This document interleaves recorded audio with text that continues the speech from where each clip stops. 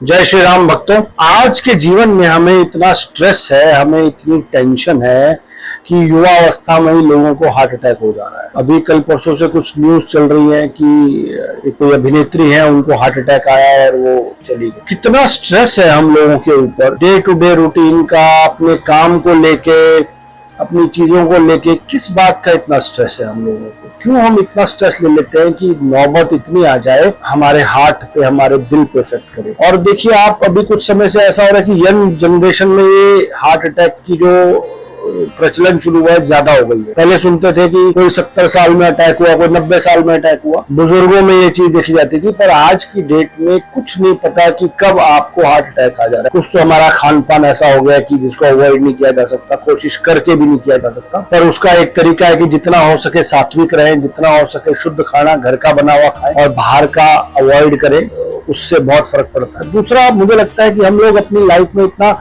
Stress ले लेते हैं, इतनी चीजों की टेंशन हो जाती है हमें, भले ही वो कैरियर की हो, भले ही अच्छा परफॉर्म करने की हो। आपका कैरियर कुछ भी हो सकता है, आप फिल्म लाइन से हैं, आप मेडिकल से हैं, आप किसी भी जगह हो, आपको परेशान करने वाले लोग रहेंगे सब जगह। आपको अपना देखना है, अवॉइड करो उन लोगों को। आपको इतनी टेंशन नहीं लेने की वो इतना अच्छा कर रहा है तो मैं क्यों नहीं कर पा रहा हूँ। हर किसी का अपना अपना स्वभाव है, अपना अपना काम करने का तरीका है। कोई किसी चीज में अच्छा है, कोई किसी चीज में। तो आप कंपैरिजन करना, मुझे लगता है कि गलत होता है। और उसी कंपैरिजन के चक्कर में हम लोगों इतना स्ट्रेस ले लेते हैं कि वो नौबत यहाँ तक आ जाती है कि हमें हार्ट अटैक जैसी चीजें होनी शुरू हो जाती है। हमारा जीवन एक छोटा सा जीवन है। आज की एवरेज जो आयु है जीने की, वो लगभग 70 से 80 के बीच में है। और 40 तक आते आते ये हार्ट अटैक जैसे लक्षण आने शुरू हो जाते हैं, जो कि बहुत गलत है। स्ट्रेस जो है उसको जीवन से कम करें। आप अपनी बात किसी से डिस्कस करें, अपनी बात जाके लोगों को बताएं।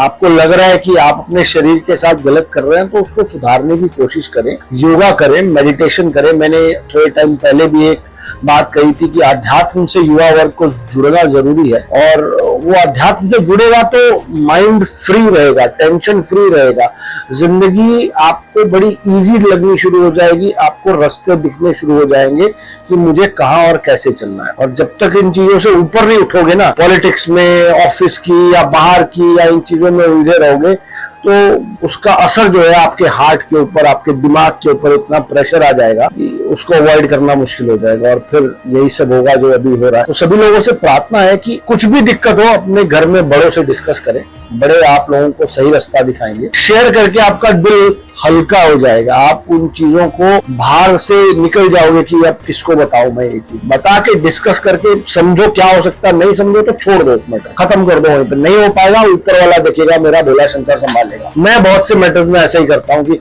जहां लगता है कि नहीं समझ में आ रहा ना, छोड़ दो। ऊपर वाला मेरा भोला शंकर है, प्रभु राम है, अपने आप देखेंगे कि मेरे को कहा। जो अच्छा देगा वो बुरा भी देगा, जो बुरा दिया है वो अच्छा भी देगा। तो स्ट्रेस को जिंदगी से निकालो, हेल्दी रहो, खुश रहो, यही सबसे प्रार्थना है।